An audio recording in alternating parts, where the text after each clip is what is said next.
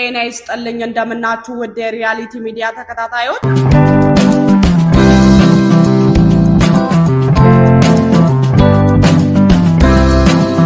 ይህንን ነገር ሲናገር ያለ ምክንያት አይደለም። እንግዲህ አሁን አይታችኋል። በወቅቱም ያልነበራችሁ በ1982 ዓመተ ምህረት ኢህአዴግ አገሪቷን ሲቆጣጠር መሀል ላይ የነበራቸው የደህንነት እንትን በኋላ ላይ እነሱ ሲገቡ በጣም ብዙ ነገር ነው የረዳቸው።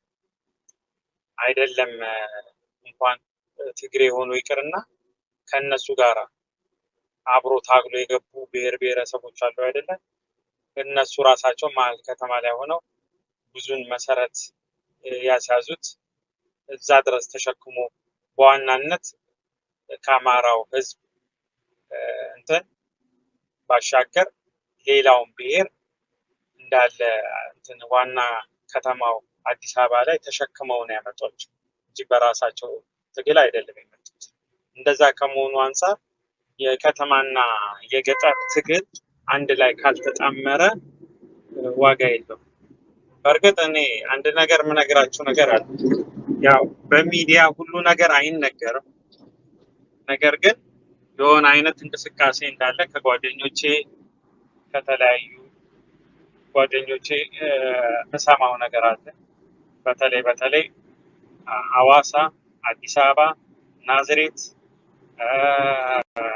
ደብረዘይት፣ ድሬዳዋ እነዚህ ዋና አሉ የሚባሉ ከተሞች ላይ አንዳንድ እንቅስቃሴዎች አሉ። ግን ለደህንነትና ለስጋት ሲባል እነዛ ነገሮች አይገለጹም። ነገር ግን እንደ በደፈናው ምክንያቱም ይሄን ነገር የሚመለከተው ክፍል አለ ራሱን የቻለ እንትን ዳር ሊደርስ ይችላል ብዬ ስለማምን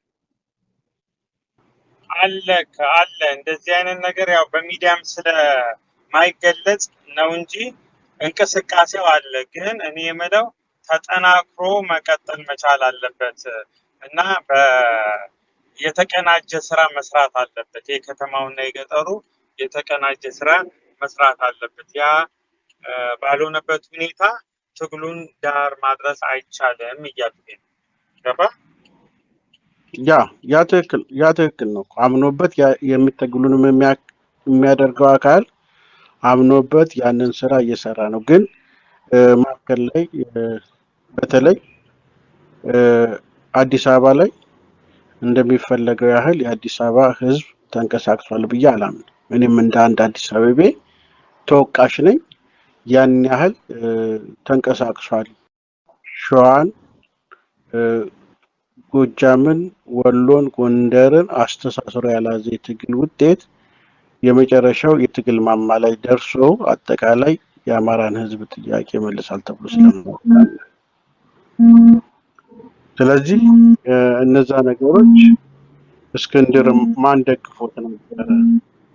እስክንድርን መደገፍ ያስፈልግ ነበር። ሊያስተሳስረው የራሱን ርቀት የሄደበት ሁኔታ ነበር።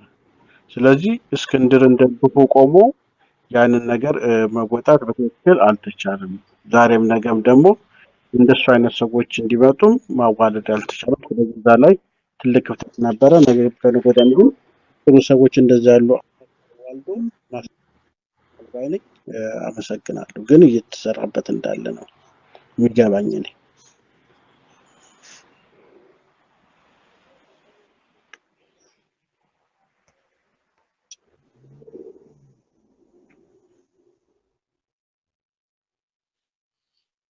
ልክ ነህ። አሁን እንዳልከው ነው። ያው በትችት ደረጃ ብዙ ይባላል። በተለይ ከተማ ላይ የተቀመጠው እኔ ይመስለኛል አንድ ራሱን የቻለ ችግር አለበት። የተቀየጠ ህዝብ ከመሆኑ አንፃር ይመስለኛል። አሁን የተለያየ ብሔረሰቦች ዛሬ የሆነ ነገር ተናግሮ ነገ በማግስቱ እስር ቤት ነው የምታገኘው። ግን ይህን ነገር መስዋዕትነት የሚፈልግ ነው። ለምሳሌ የሆነ ትግል ሲጀምር ነገ እንዲሆናለሁኝ ብለህ ሳይሆን ልታሰር እችላለሁ፣ ልገደል እችላለሁ፣ ሌላም ነገር ሊደርስብኝ ይችላል። ብለህ ካልተነሳ በስተቀር በስጋትና በእንትን የሚኖር ህዝብ በራሱ ምንም ነገር ሊወጣ አይችልም።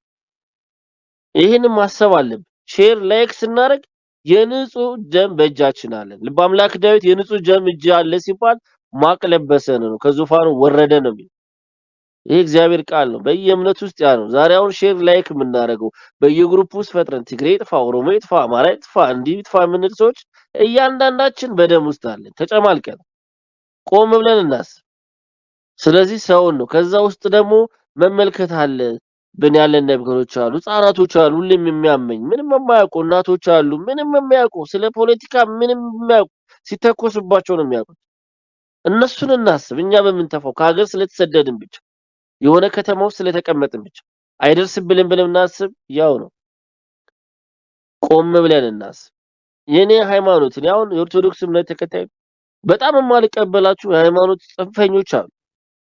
የኔ እምነትን አይወክሉም እነዚህ ሰዎች። ሙስሊም ጥላ ብሎ የሚሰብኩ እንዲህ ጥላ ብሎ የሚሰብኩ ሃይማኖቶች እነዚህ መጸየፍ አለብን። ግለሰቦች ናቸው፣ ቤተክርስቲያንን አይወክሉም። በየእምነቱ እንደዚህ አይነት ስሜት ሊሰማን ይገባል። የምናውቀውን የማውቀው ሰይድ፣ የማውቀው መሐመድ፣ የማውቀው ፋጡማ፣ የማውቀውን እንዴት ነው እነሱ ስደብልኝ የሚለው? ምንም የማያውቁ እንዲህ አይነት ነገሮችን መቃወም አለ። ዛሬ በባንዲራው የሚያፍር አለ፣ በባንዲራው የሚነግድ አለ። በሚኒሊክ የሚያፍር አለ፣ በሚኒሊክ የሚነግድ አለ። እነዚህን መቃወም አለ ሁላችን። እንደ ሀገር ምንም ይሁን ምንም ቆመን መሄድ አለ።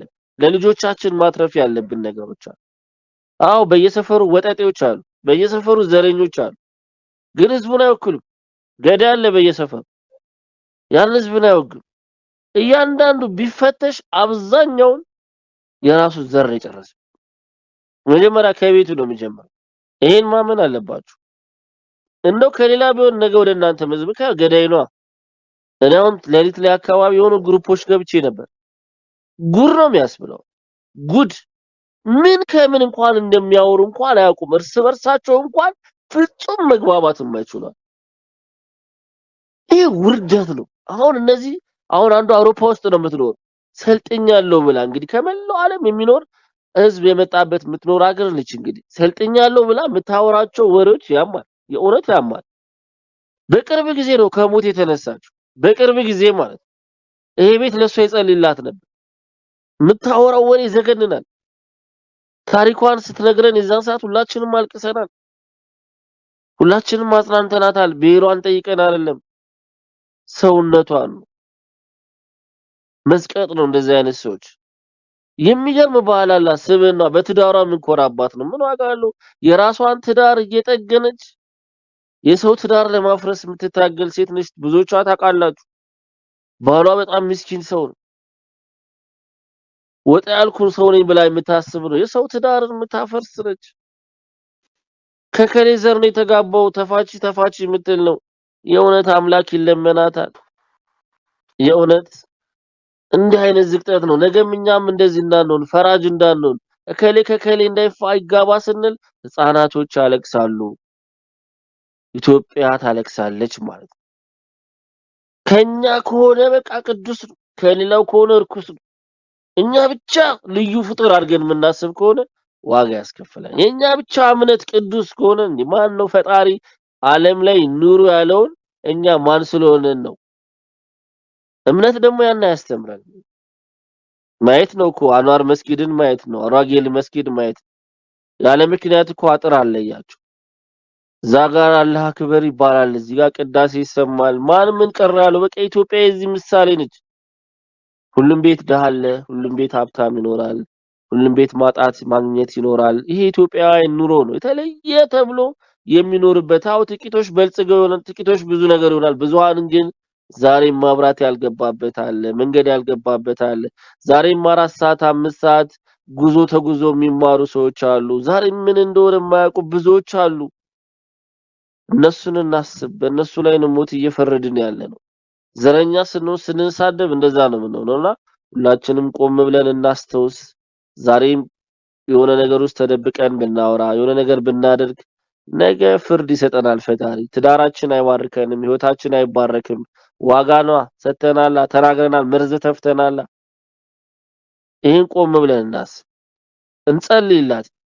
ትግሬ ወደ እግዚአብሔር ይዘረጋል ኦሮሞ ወደ እግዚአብሔር ይጮሃል አልተባለም የኢትዮጵያ ህዝብ ነው የሚለው ወይ ደግሞ ኢትዮጵያን እጆቿን ወደ እግዚአብሔር ትዘረጋለች ነው አንመጻደቅ ኢትዮጵያ ነው በመጽሐፍ ቅዱስ ላይ የተጻፈችው ኦሮሞ ትግሬ ምናምን የሚባል የለም ስለዚህ ኢትዮጵያ ደግሞ የሁሉም ነች የሁሉም የጋምቤላም ያፋሩ የጻና ያዋቂው የሃይማኖት የሁሉም ነው እና እርድና አዲስ አበባ መወለድ አይደለም እርድና ጀግንነት ጎንደር መወለድ ወለጋ መወለድ አለ ጀግና ማለት በፍቅር ሰውን መስበክ ማለት ጀግና ማለት ስለ እውነት መኖር ማለት ጀግና ማለት ደግሞ ታሪኩን ባህሉን የሰውን እምነትን አክብሮ የሚጓዝ ማለት ነው ጀግና ጆኒ ምናምን ስለተባልን ቲቲ ስለተባልን ምናምን አይደለም